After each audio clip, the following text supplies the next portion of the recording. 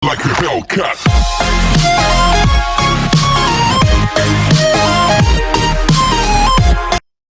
Hai, Assalamualaikum. Saya adalah Cikgu Azhar Zakia binti Mat Saleh.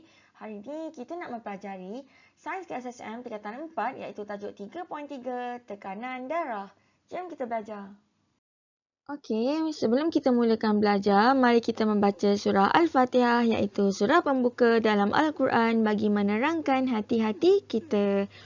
Bismillahirrahmanirrahim. Segala puji bagi Allah, Tuhan semesta alam, Maha Pemurah lagi Maha Penyayang yang menguasai hari pembalasan. Hanya kepadamu, ya Allah kami menyembahmu. Ya Allah, hanya kepadamu kami mohon pertolongan.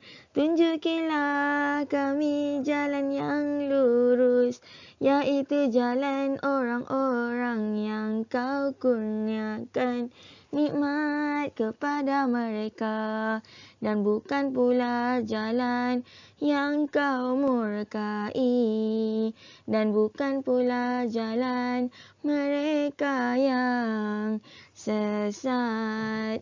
Amin. Okey semua, jom kita selawat. Jazallahu anna Sayyidana Muhammadan, Sayyidana Muhammadan, ma huwa ahluhu.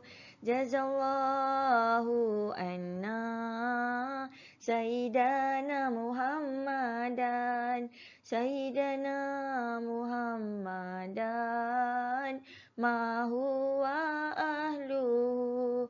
Jazallahu anna Sayyidana Muhammadan, Sayyidana Muhammadan, ma huwa ahluhu.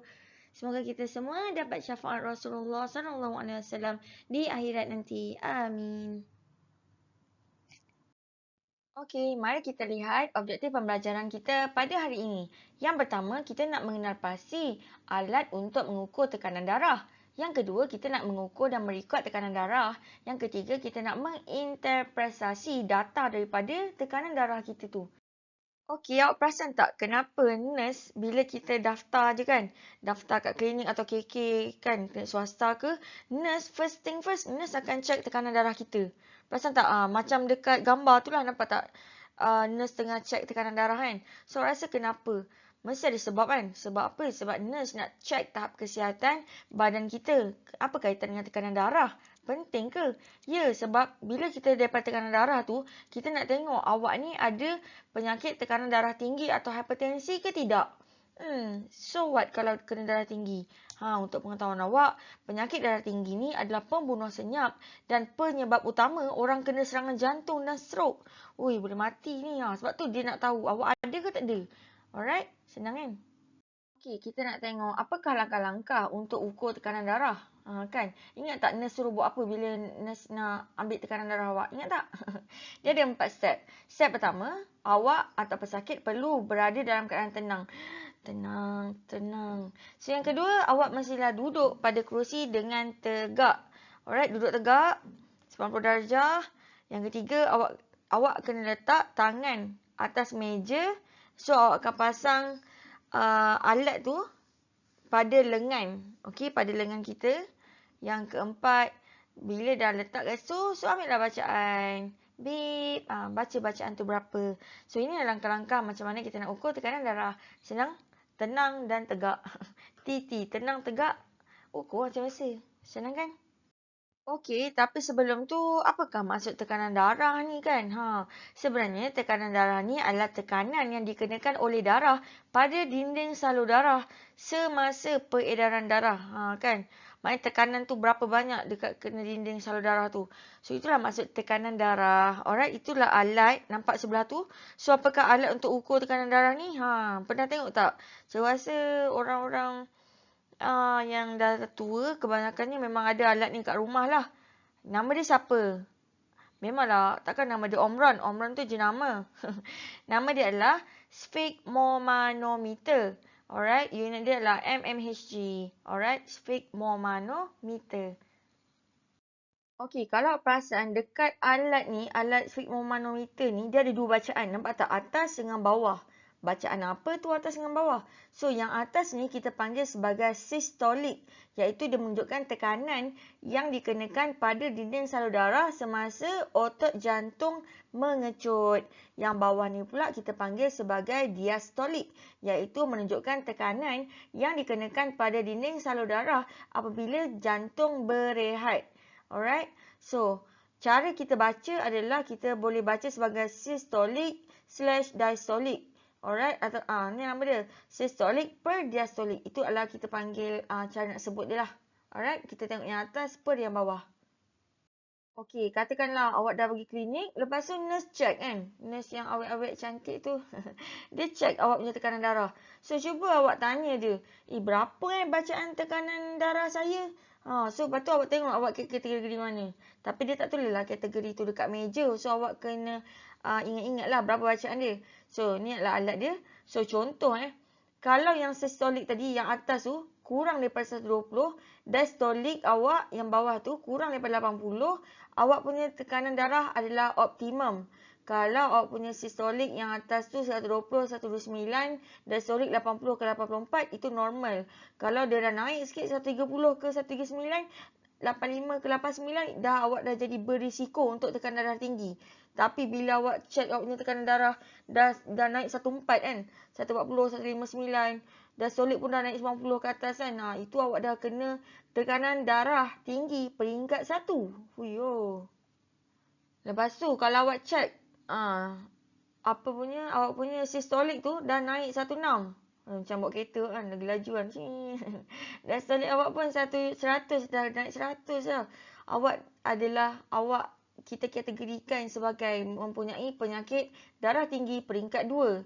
Alright, tapi kalau awak punya systolic tu dah 18, diastolic pun dah 110, ni memang dah peringkat last lah. Kita panggil peringkat 3. Alright, so awak kena ingat jika tekanan darah sentiasa lebih tinggi daripada kadar biasa secara berlarutan, seseorang itu dikatakan mengalami masalah darah tinggi. Ingat tak, darah tinggi adalah pembunuh senyap. Kan, dan dia adalah salah satu faktor yang menyebabkan orang kena serangan jantung dan stroke. So kenalah jaga.